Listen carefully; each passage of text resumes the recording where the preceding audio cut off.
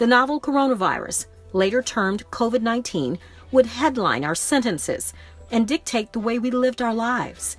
A suspicious illness with initial symptoms of cough, fever, and shortness of breath.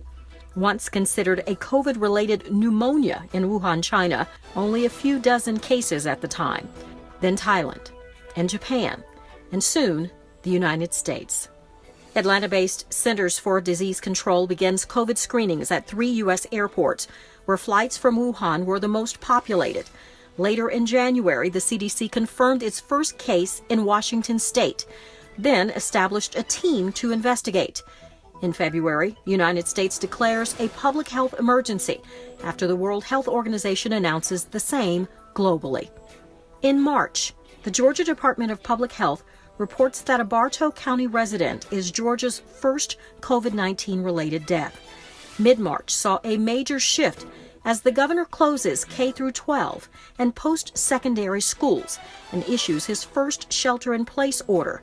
Mayor Keisha Lance Bottoms issues a telework protocol for city employees and would soon close City Hall to essential and non-essential employees, turning a bustling City Hall into this, a quiet, nearly empty building. The race for a national vaccine and COVID-19 testing was now well underway. There was still so much unknown. We had a lot to figure out. Atlanta Mayor Keisha Lance Bottoms establishes a pandemic coordination team to outline the city's strategic plan. 5, 6, 7, 8. We will begin. I call the meeting to order. Atlanta City Council meetings left the chamber to find a new temporary virtual home. Town halls would be remote. Senior walk events would be executed via computer. Even the planting of trees would be done while masked and socially distanced. The mayor issues an executive order creating a $7 million emergency fund to help those impacted by the virus. Food programs, help for the homeless, small business support, and help for others adversely impacted. Congress passes the CARES Act, providing emergency relief checks to Americans as the United States registers 100 deaths from COVID. 4 firefighters with Atlanta Fire Rescue test positive for COVID-19. Sergeant Cortez Stafford tells us the virus led Chief Randall Slaughter to issue a state of emergency. Some of the administrative duties have been reassigned to make sure we have folks out there in the field available to respond to calls. And I think that's important because we have to anticipate that we ourselves, the fire department, may have members that are affected by the coronavirus. New protocols would be implemented for interaction with firefighters, police, and EMTs. Everything had changed. Unemployment rates spike, with the hospitality industry taking the largest hit. Before you recover, you have to, endure. And that's what businesses are doing right now, is they're trying to make plans to endure what we're going through. April, May, and June would see a combination of slowdowns and surges in cases, those also disproportionately impacting communities of color. Despite the restrictions, the nation gathered in protest upon the death of 46-year-old George Floyd, an African-American man who was killed as a Minneapolis police officer placed his knee on his neck for 8 minutes and 46 seconds. Protests are believed to be connected to an increase in COVID cases. As hospitals became overwhelmed, there were shortages of ventilators, face shields, masks, and other important personal protective equipment. People from across the country would begin making masks for themselves and others. Councilmember Jennifer Ide and family would even join in to help, and Emory would engage in a major clinical trial involving a COVID-19 vaccine from Moderna and a drug called remdesivir. Hello, I'm Atlanta City Councilmember Howard Shook. Did you know the United States has been counting its population since 1790? The 2020 census enacts COVID-19 protocols and extends its deadline. New protocols are established for pregnant women. Dr. Anthony Fauci warns that new COVID cases could hit 100,000 per day.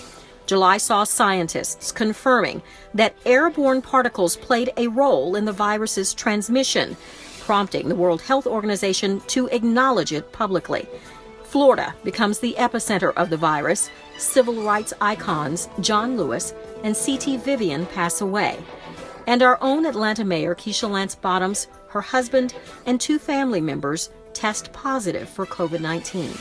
Atlanta City Council members would continue in their mission to help those in need by providing community food drives and drive-up grocery events.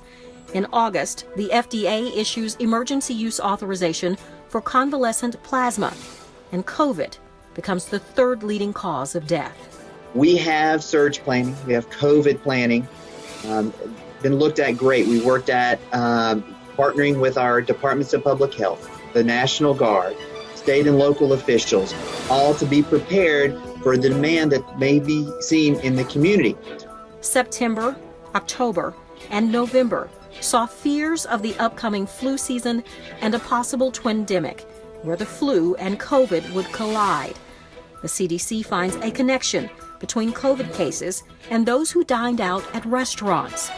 President Trump, along with First Lady Melania and their son, test positive for COVID-19. And Georgia citizens cast ballots in the presidential election during a pandemic. Joe Biden is elected president, Kamala Harris vice president. Council members Andrea Boone, actor T.I., and the mayor help families during a drive-through turkey giveaway. Christmas takes on a whole new meaning and hope as the first batches of Pfizer's COVID-19 vaccine roll out in Georgia, focused on frontline healthcare workers and residents of long-term care facilities. Medical experts asked that holiday travel be limited, but many COVID-fatigued took to the highways and skies anyway. December would become the deadliest month of the pandemic in the U.S., with more than 65,000 dead. COVID-19 now the leading cause of death in the United States. With more vaccines on the way, medical experts hope all Americans who want the shot will have access to it by June of 2021.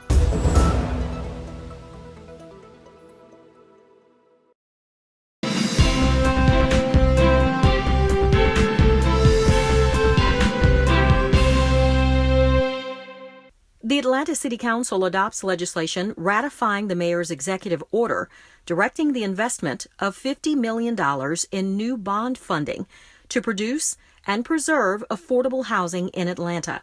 The order directs both the Chief Operating Officer and Chief Financial Officer to take actions necessary to request the issuance of the Series 2021 drawdown bonds in an aggregate principal amount not to exceed $50 million, and the authorization and pre-validation of additional bonds in the aggregate principal amount not to exceed $100 million.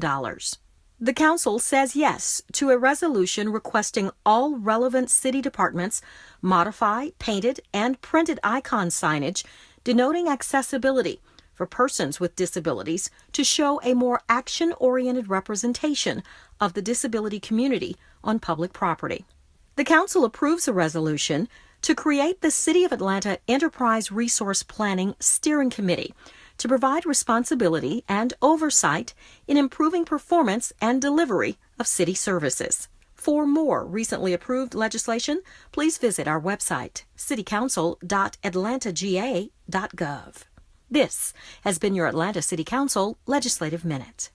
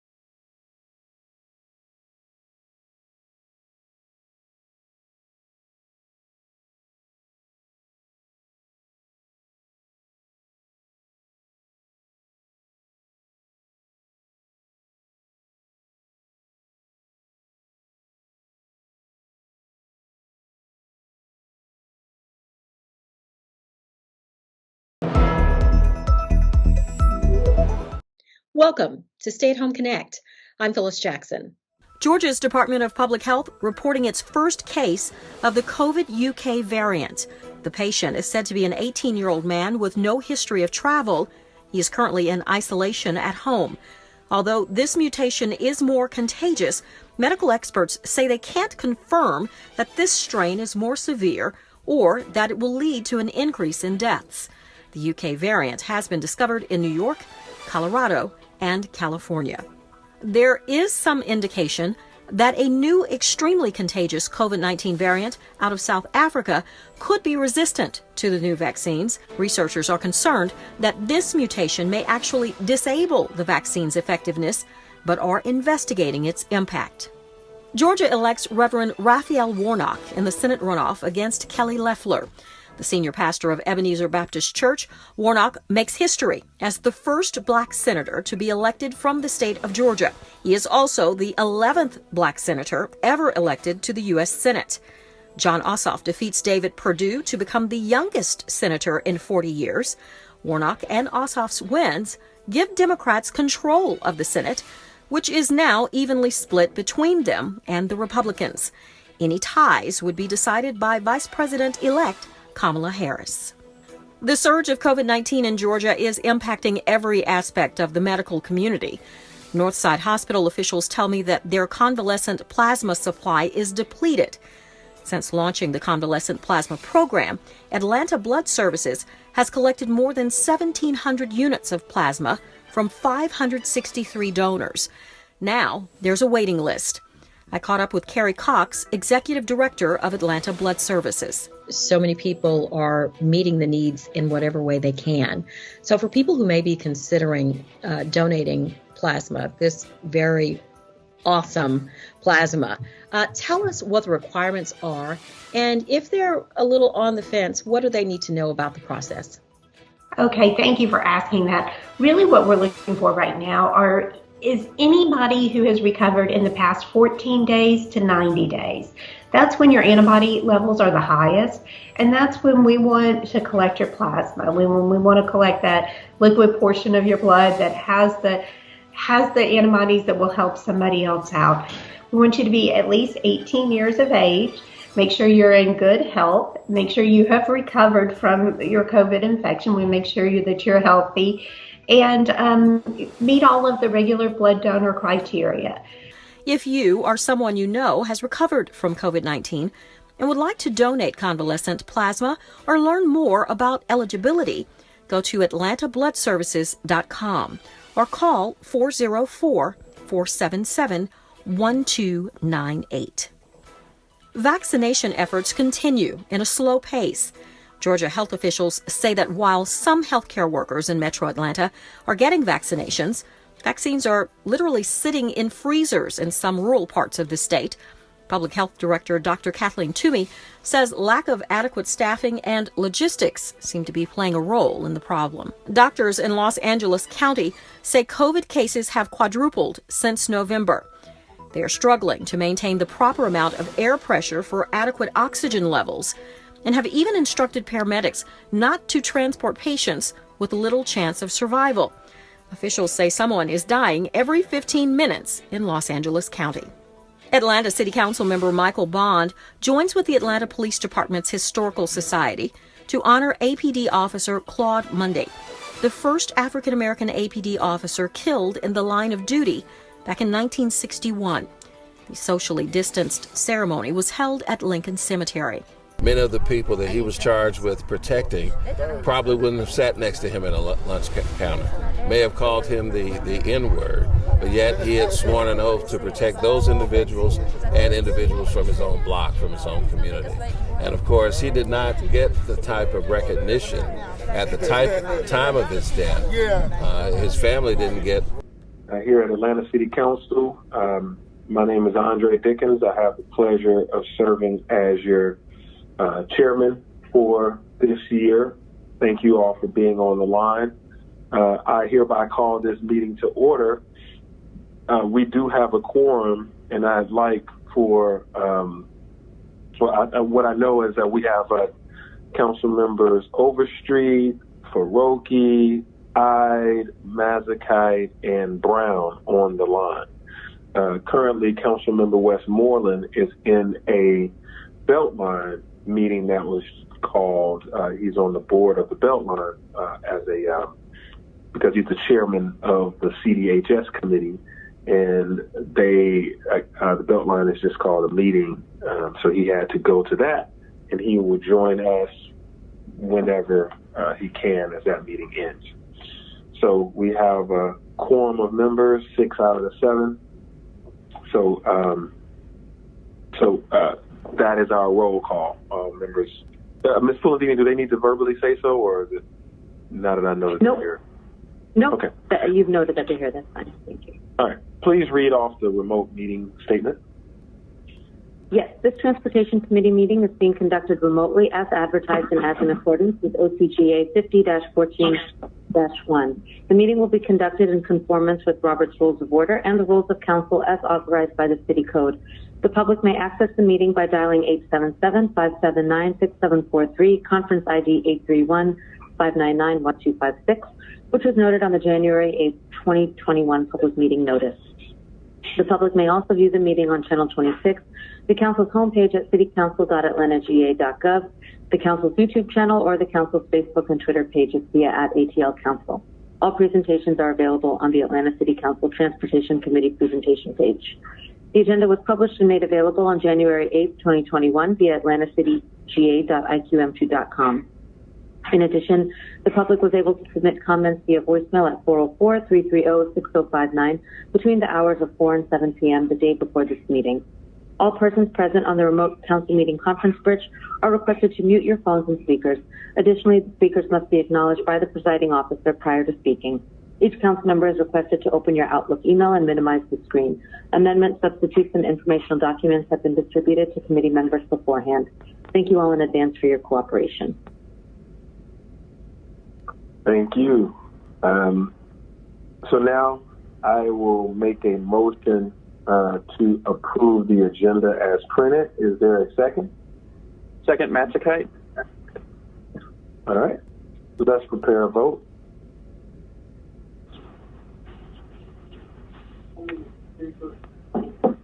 Overstreet, yay. I am still trying to log in.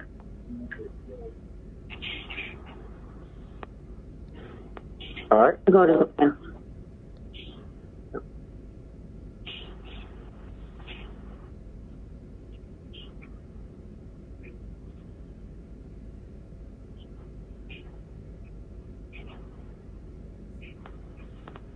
Will everyone please vote?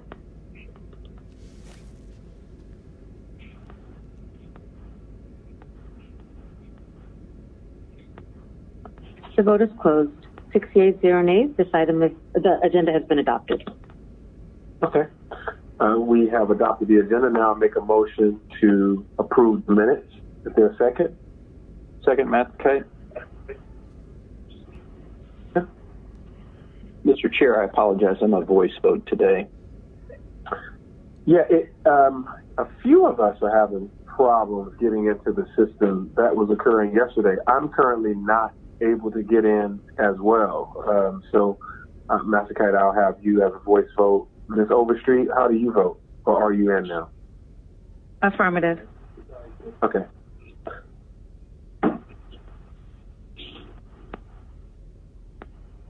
The vote is closed. 6 yeas, 0 nays. The minutes have been approved. Okay.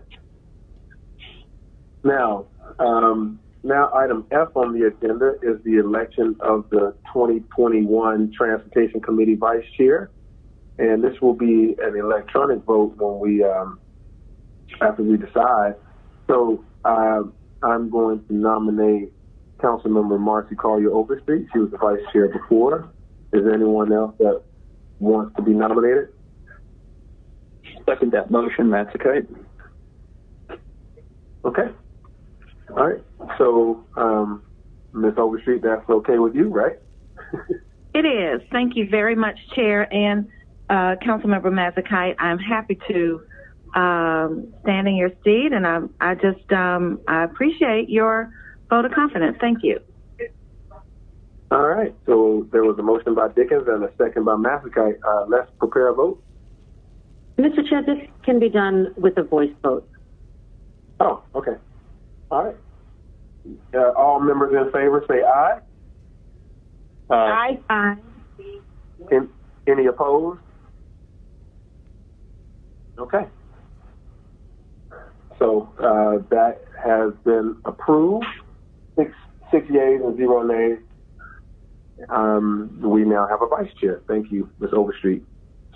Now going to item G, which is the 2021 Transportation Committee goals and objectives. You all should have seen the 2020 goals and objectives with the status update in your committee packet. Ms. Puladini sent out the packet this week, and it was very thorough. Thank you for capturing all of our updates from our goals of 2020. And thank you to the department leaders like Atlanta DOT, MARTA, Aviation, and others that submitted their responses about how we progress against our goals. So please take some time over the next week and therefore come prepared the following meeting so that we can adopt new goals for 2021. And if you have some goals, just email them to Ms. Pulandini and myself, and we will take notes and write them down and form a comprehensive list of 2021 goals by all of the council members. So that we don't have to accept our goals and objectives today. We can do that at the next meeting. Does anyone have any comments or thoughts about 2020 or 2021?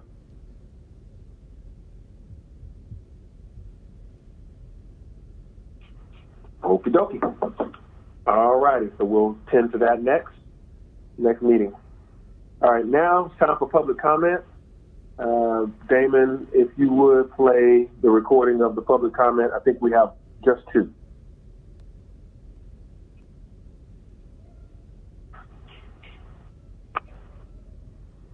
My name is Jennifer Brooks.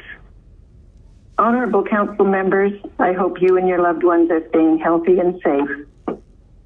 If new legislation comes before you that would cause Baker Street to be converted to 2 ways, please know that I'm still very much opposed. Councilmember Dickens, Transportation Committee members, please suspend the dockless mobility device program immediately. E-scooters continue to plague my neighborhood and harass pedestrians.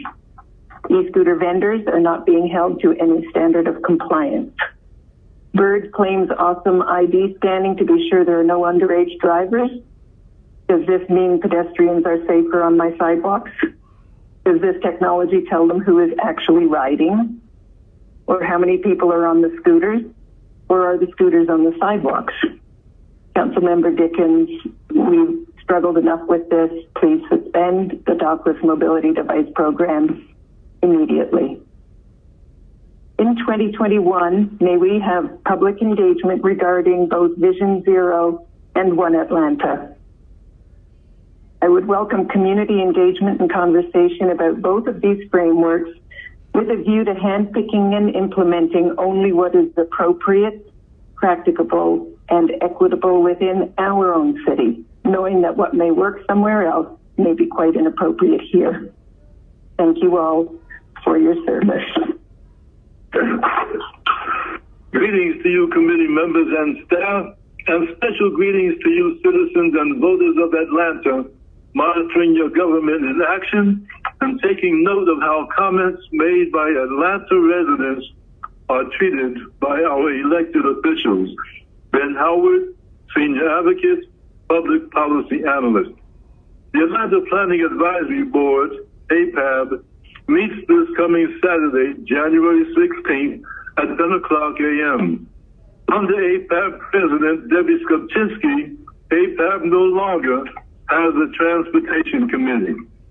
Neighborhood Planning Unit R, previously chaired by Antonita Robinson and by Ricardo Jacobs, and also by Caldis Clare in the past, has had no Transportation Committee for years. There are a number of reasons why the City of Atlanta needs to ensure that APAB and Neighborhood Planning Unit R both should be required to have transportation committees.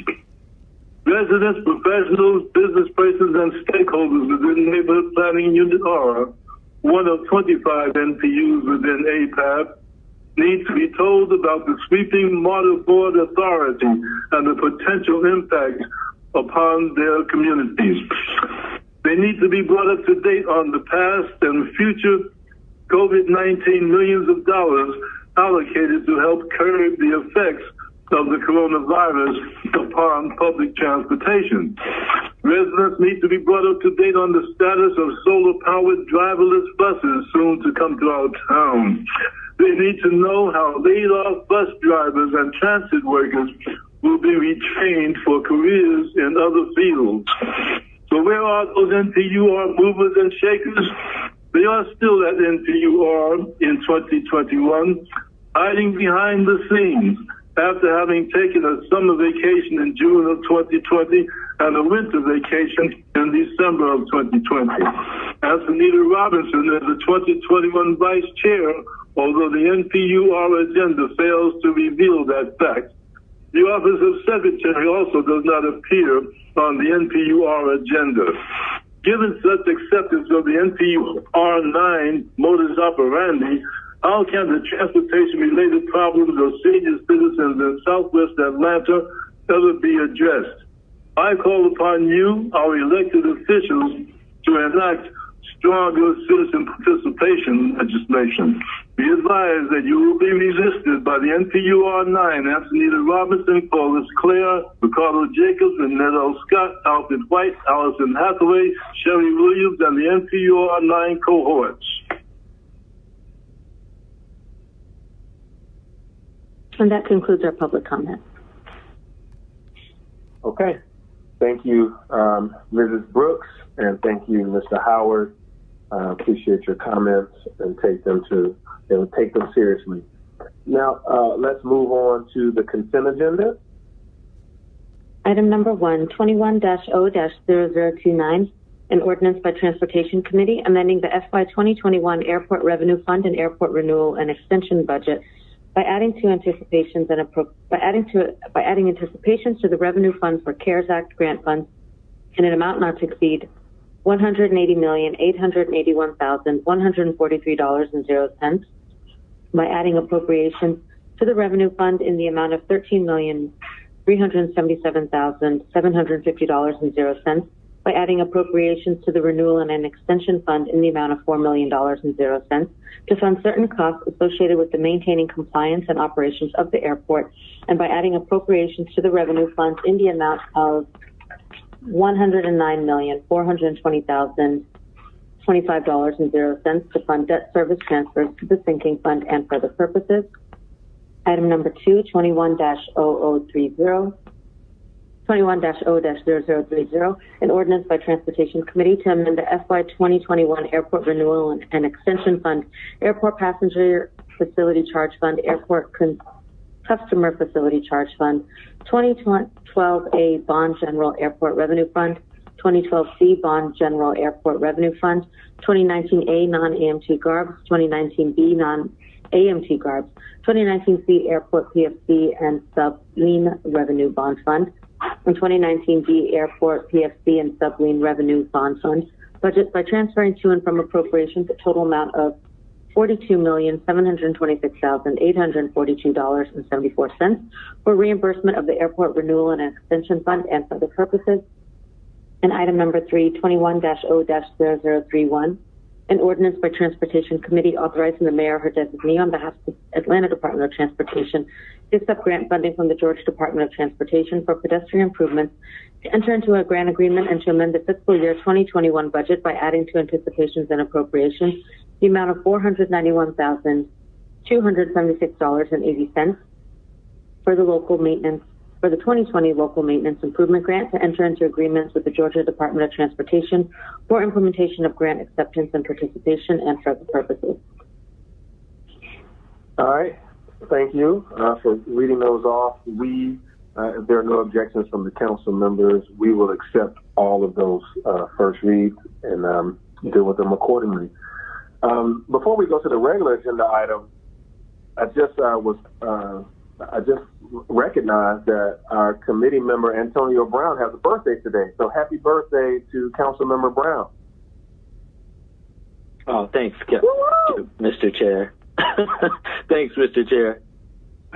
Good deal. Enjoying this birthday celebration with a committee meeting. Dedication, I see. All right. So now let's move on to Section J, ordinances for second read. Item number 4, 20-0-1790, an ordinance by Transportation Committee to correct ordinance number 20-0-1262, adopted by the Atlanta City Council on May 18, 2020, and approved by operation of law on May 27, 2020, on behalf of the Atlanta Department of Transportation for the purpose of correcting the dollar amounts associated with the fund, department, organization, and account numbers listed therein. All other provisions remain unchanged and for other purposes. All right, Mr. Rowan, are you on the line?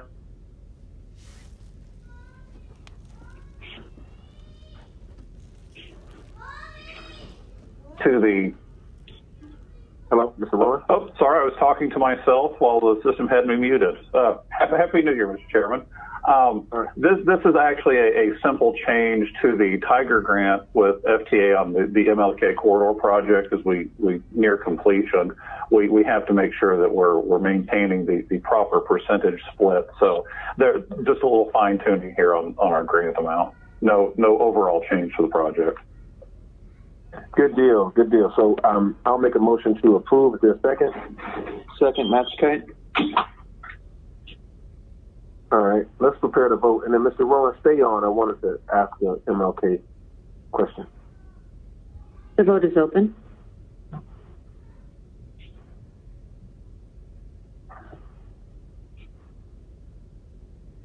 And we've been joined by Councilmember Westmoreland, so I think he will be participating in this vote. I will. I'm logging on, but I vote in favor. Okay.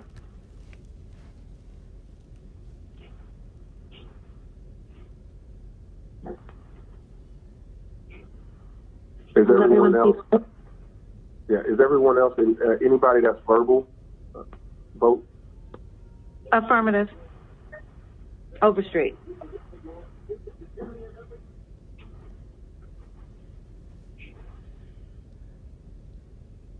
I'm told that they're checking with AIM now to see what the problem is.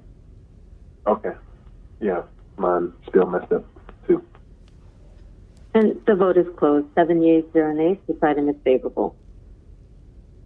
All right. So, Mr. Rowan, as we are, completing the MLK project, down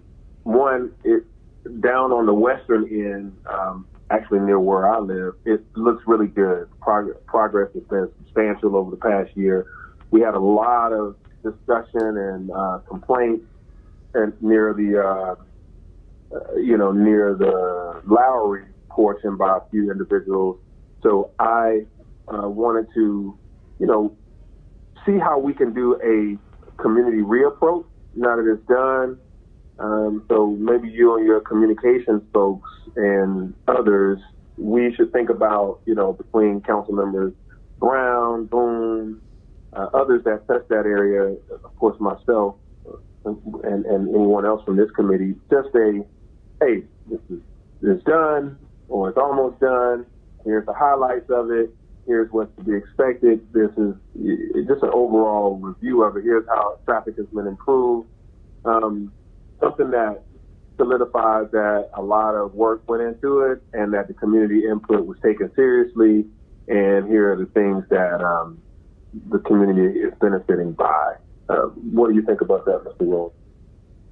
Yes, sir. I think it's a good idea. One of the things that we've been doing on all of the major projects is an after-action review. And I know our previous AARs have been more technically focused, but knowing that this project, that a significant part of the challenge was just how the engagement with the community went. We had talked about sort of this rush to start before right-of-way was obtained, before utilities were even being relocated. So we've overcome all of those things, and I think it's important that we memorialize those so we don't repeat them on future projects. And so I think it would be good to do a debrief, especially once the pressure of the project is off. So once we get to a substantial completion point, I think that would be a good move. Okay, give me a guesstimate. You don't have to hold you to it, but which quarter? April. All right, spring, somewhere in there. Outstanding. So let's look at doing something in that time. It could be virtual if we're still where we are. So thank you. All right, let's go on to the next item, Ms. Levine. Our next item is number 5, 20-0-1791, an ordinance by Transportation Committee amending the City of Atlanta Code of Ordinances, Chapter 22, Aviation, Article 3, to provide for Section 22-73, hours of operation, and for other purposes. All right, Mr. Selden, are you on the line?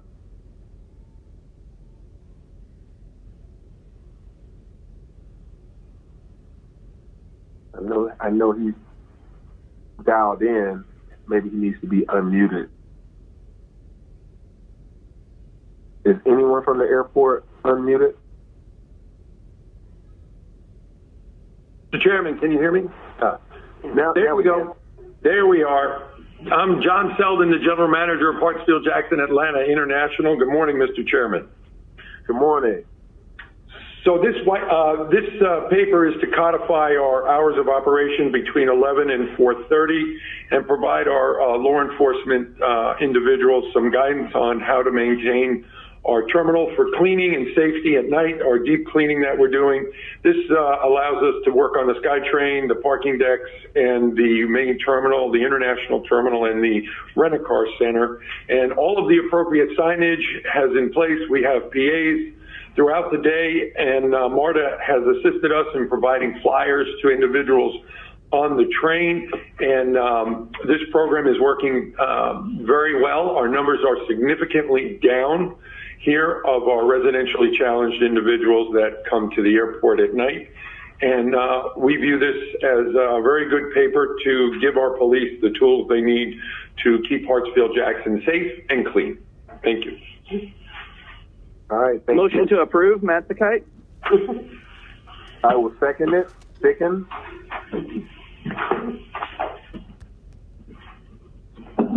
All right. Let's prepare the vote.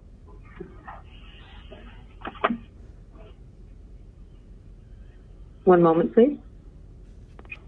The vote is open.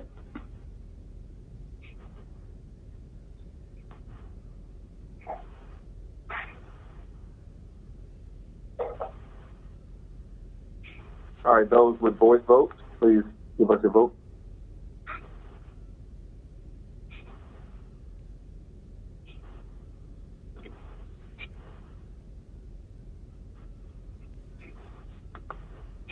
Overstreet, affirmative. Okay.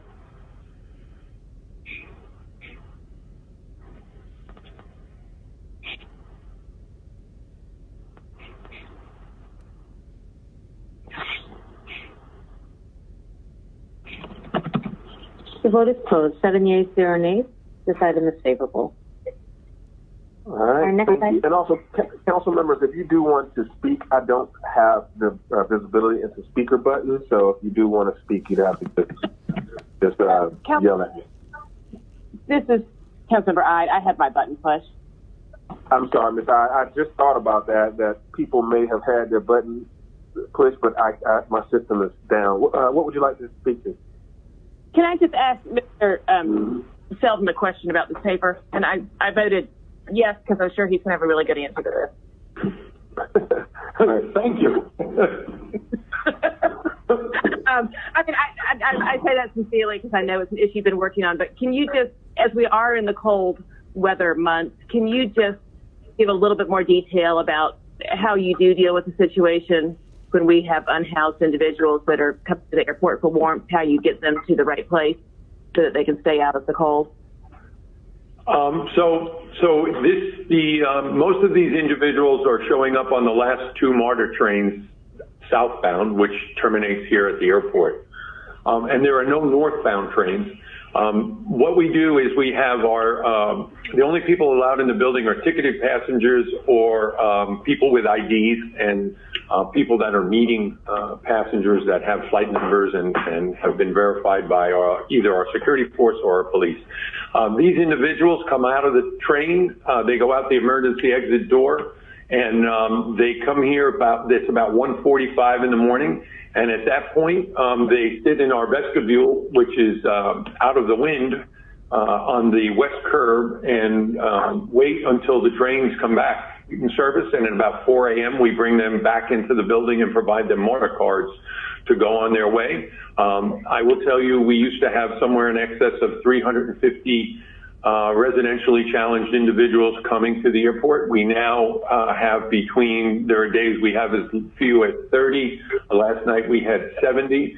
So we keep them out of the wind, and we have facilities located out on the curb that they are able to use for, we have a porta-john out there, so they are taken care of.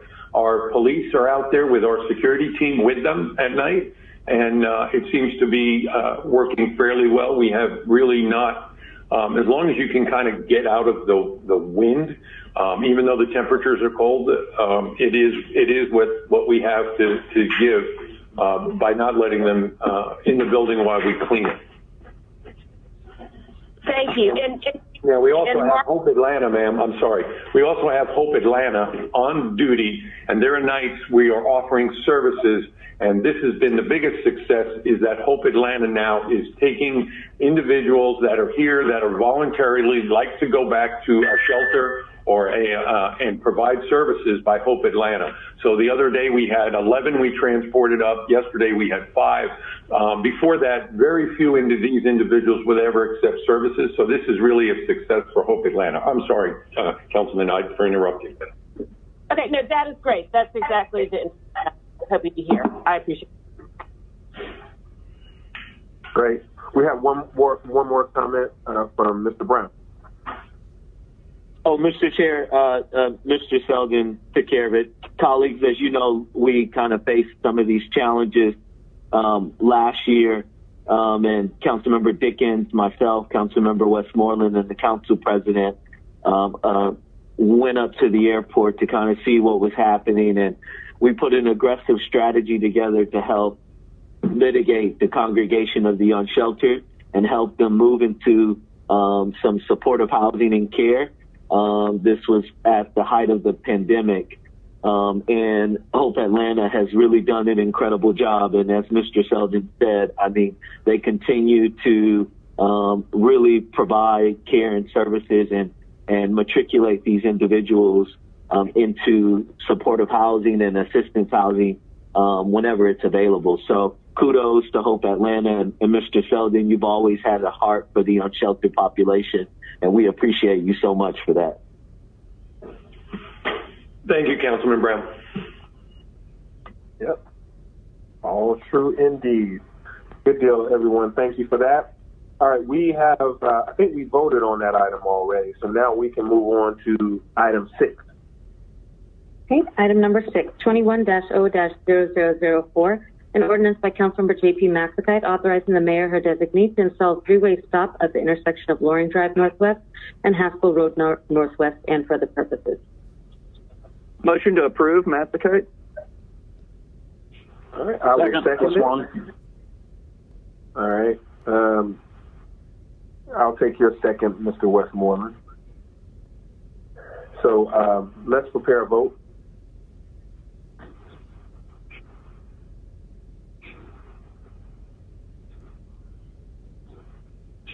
Overstreet, affirmative. And Dickens, affirmative.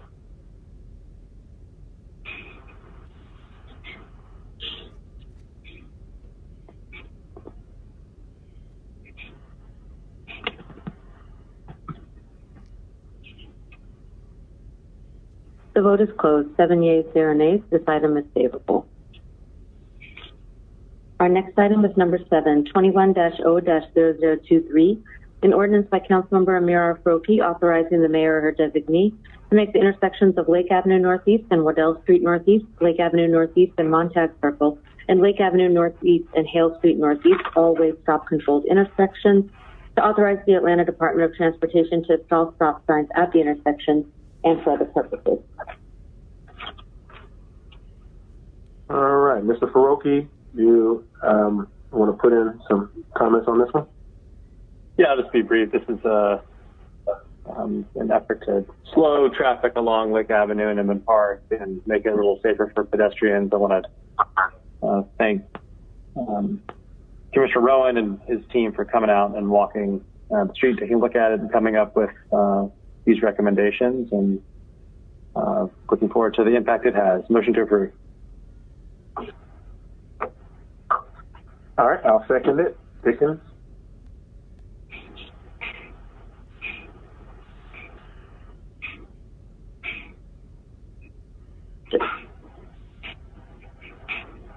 The vote is open.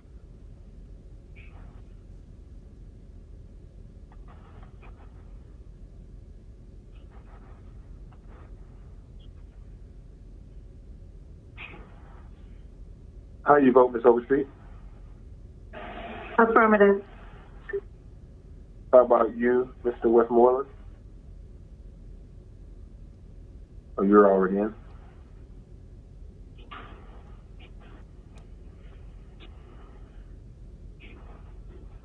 Will everyone please vote?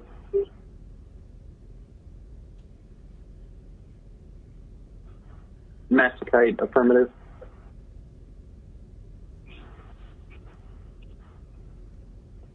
Vote is closed. 7 yeas, 0 nays. This item is favorable.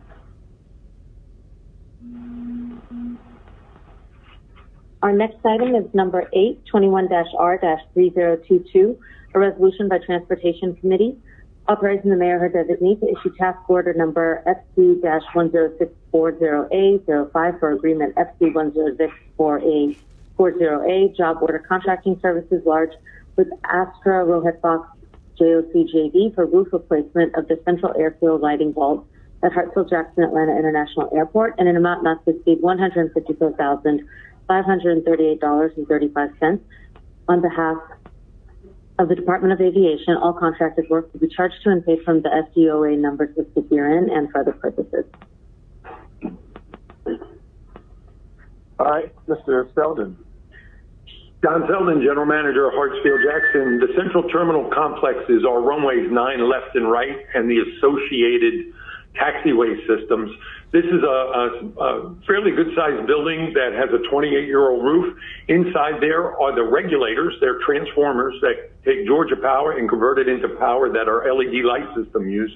And the roof is leaking, and water and electricity never mix, so we'd like to get this fixed as quickly as possible, and we're scheduled for, with your approval here and the mayor's, March through May of this year, we'll put a new roof on top of that building.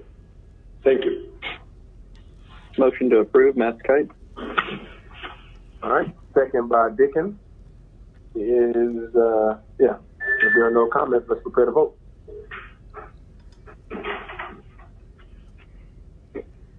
The vote is open.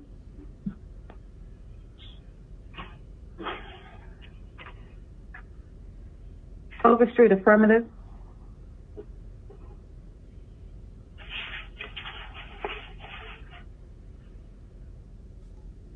The vote is closed. 7 yeas, 0 nays. This item is favorable.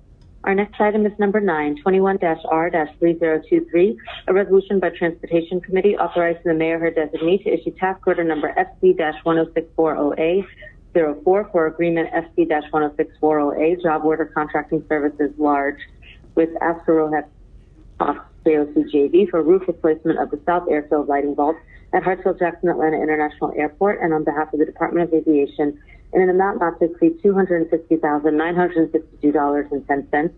All contracted work will be charged to and paid from account numbers listed herein and for the purposes. All right. Once again, Mr. Selden.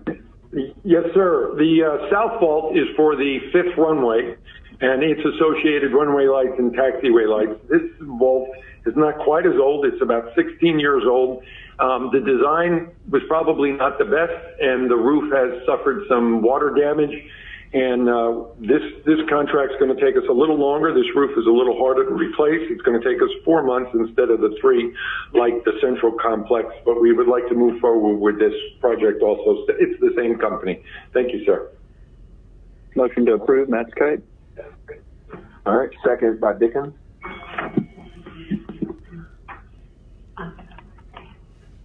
Overstreet, affirmative. Okay. Ms. Overstreet, affirmative. Thank you.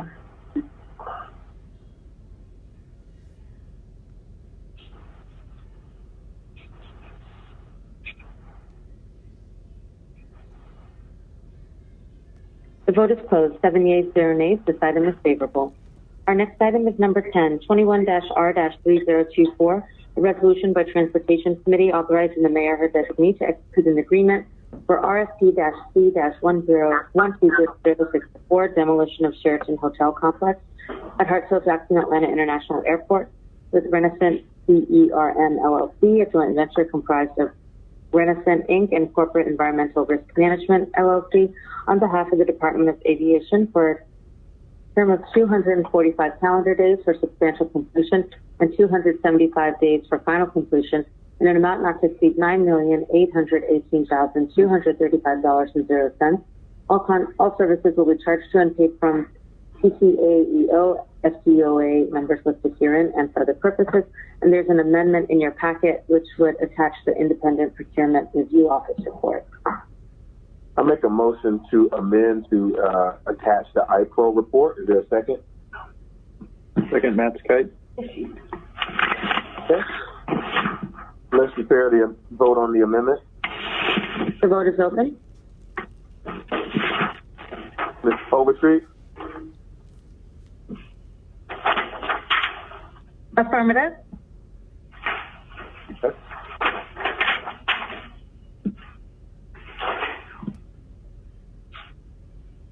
The vote is closed. 7 yeas, 0 nays. This item has been amended. Okay. Mr. Sheldon, can you tell us about the Sheridan project? Yes, sir, of course. This is the Sheridan that's in the southeast section of the airport over by Sullivan Road. It has been ours since 2016.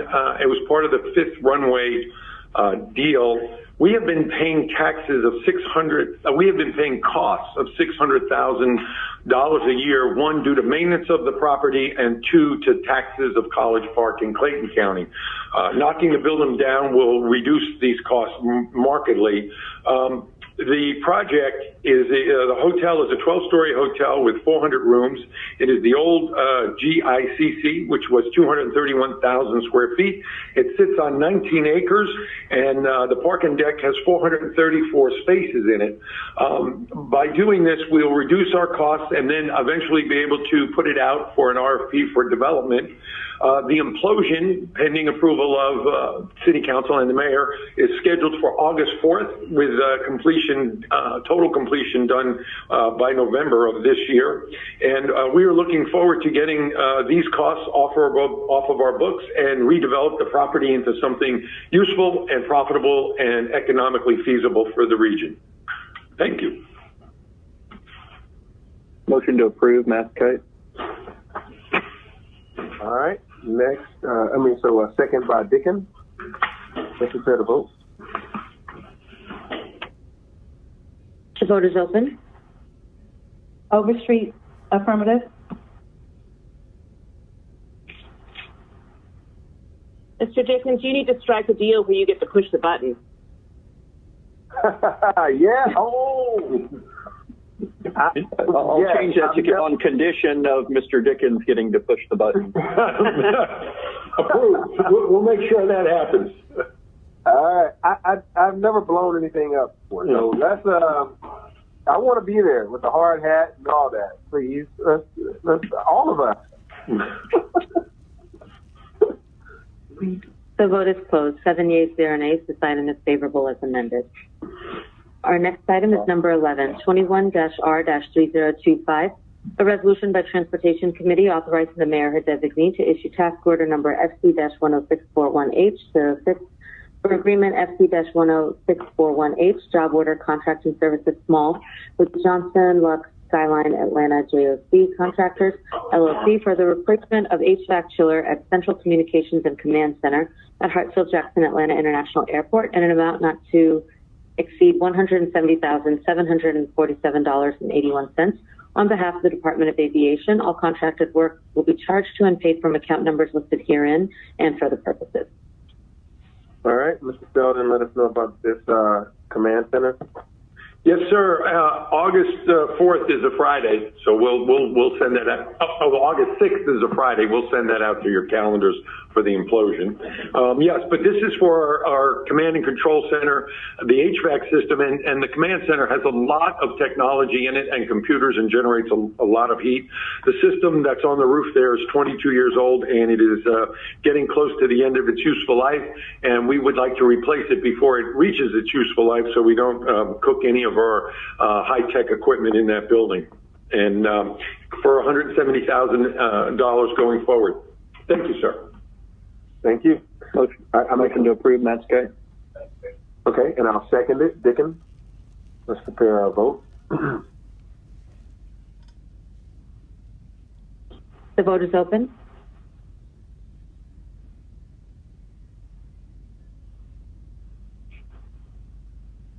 Overstreet, affirmative.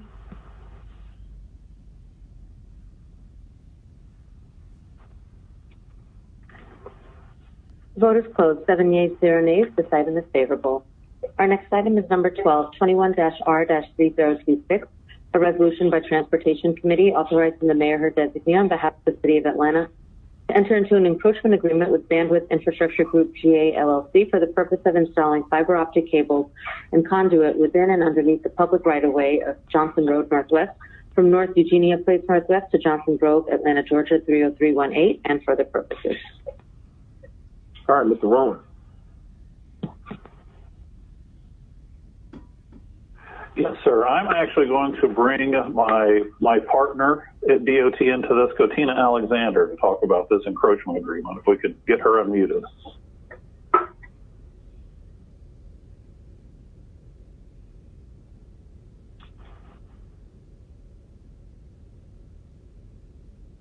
Ms. Alexander, just want to do a test to see if we can hear you.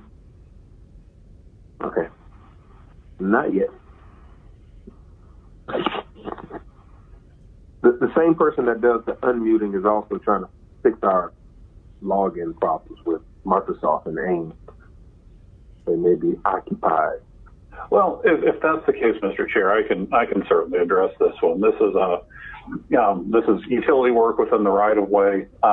We continue to have fiber optic cables by various communications firms as they work within the city. So this is continued improvement to the utility infrastructure, and as such, they're working in our road and this work has to be permitted. Okay. I make a motion to approve. Is there a second? Second, Matsky. All right. And Miss Alexander, I don't know if Mr. Rowan did a good job or not. But you hear me? I can hear you now. Okay, this is Cotina Alexander, Atlanta DOT. This is to increase the bandwidth for an infrastructure. Well, this is for the agreement with Bandwidth Infrastructure Group for installing some conduit cables for increased Wi-Fi access, increased data transportation, and things like that in this area of Johnson Road between Eugenia and Johnson Grove. But he did a great job. I give myself a C+. All right. Good. Now that you said it, we know it's right, Ms. Alexander. Well, thank you for the confidence. All right. So we've already had a motion and a second. Let's prepare to vote. The vote is open. Overstreet, affirmative.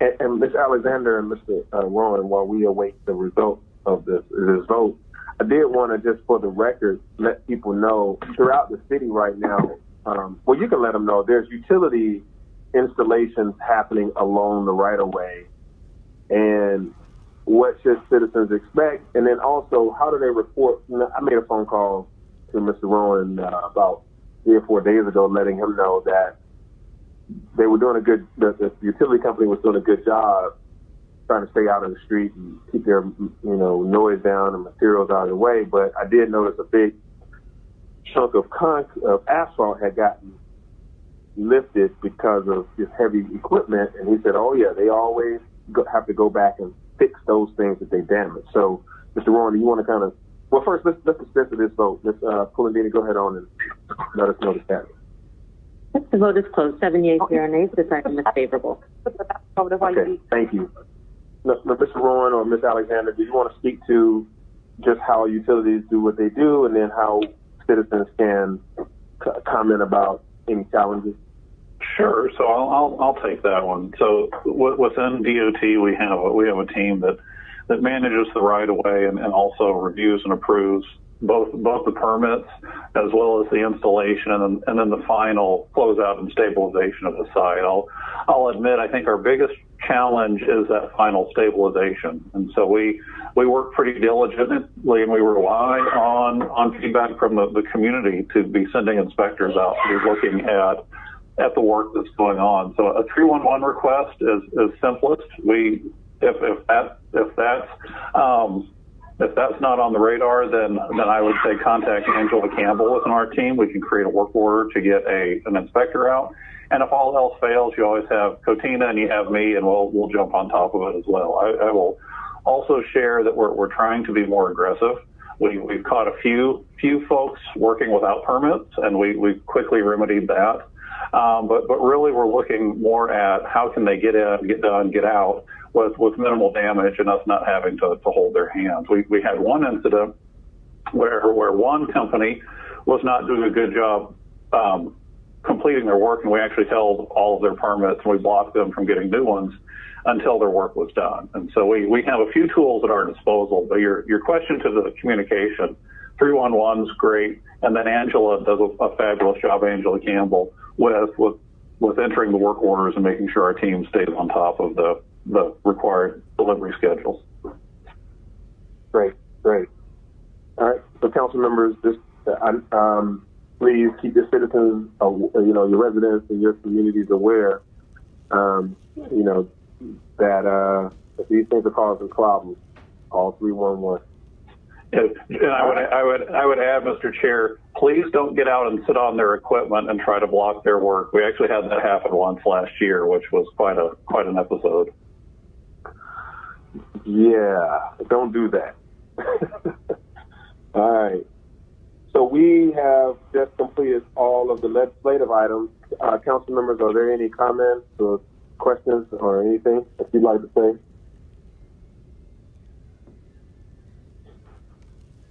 All righty. Well, actually, yes. This is look. Both Councilmember Ide and I were having trouble getting to our mute button, unmuting quickly, but this is Councilmember Overstreet, and I just want the public to know that when we are having trouble logging in, that doesn't mean that we don't know what we're voting on, because we have already received all of this information, via email, and we've read through it, and we have packets and presentations and the minutes and everything in hard copy. So just wanted to let them know that. Oh, no, thank you, Ms. Overstreet. I hadn't thought about that. But that someone could think that because we can't see it inside of the system that we don't know what we're voting on. I'm reading right now. We're going along via the printed material, so we have it in front of us. We can look at all of the documentation and everything. We just can't hit the vote button or the speak button, but we can see everything. Thank you for clearing that up. Okay. Ms. I, you had something to say? Yeah, I just wanted to mention a paper that isn't in transportation, but it relates to transportation issues. So I wanted to bring everybody up to speed. I think, this committee for the last 2 years has talked about implementing the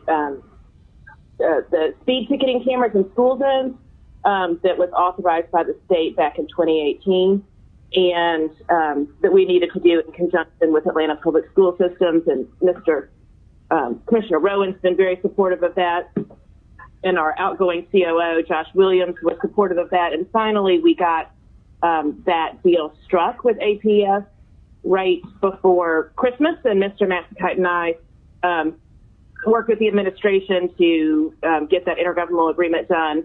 And Mr. Matsakite and I introduced that paper last week because it's the approval of an IGA. It didn't come through transportation, so it's going to be in finance exec, but I did just want to give everybody an update that we have reached that agreement with APS.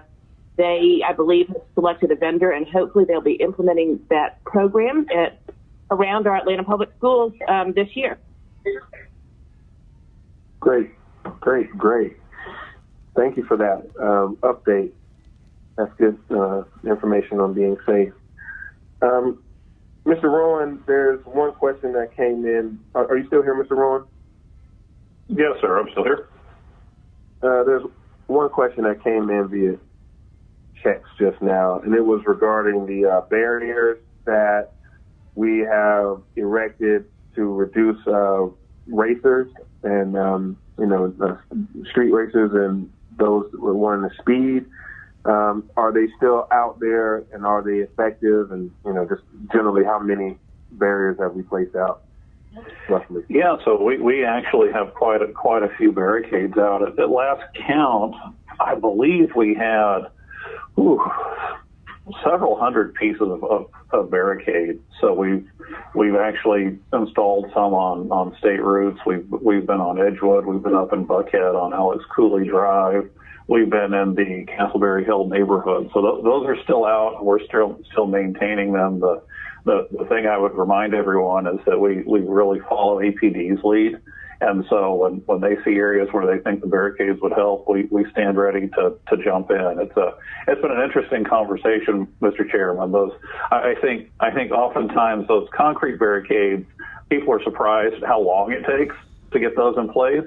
And then conversely, the water-filled plastic barricades are a pretty quick chore. So we still have them in place, and we're still coordinating with APD on would there be additional locations. Okay, great. Good deal. Thank you for that, and it's been helpful. All right, if there are no other comments or questions by council members, we wish Antonio Brown a happy birthday, and all the rest of you a good day, and we stand adjourned. All right, goodbye.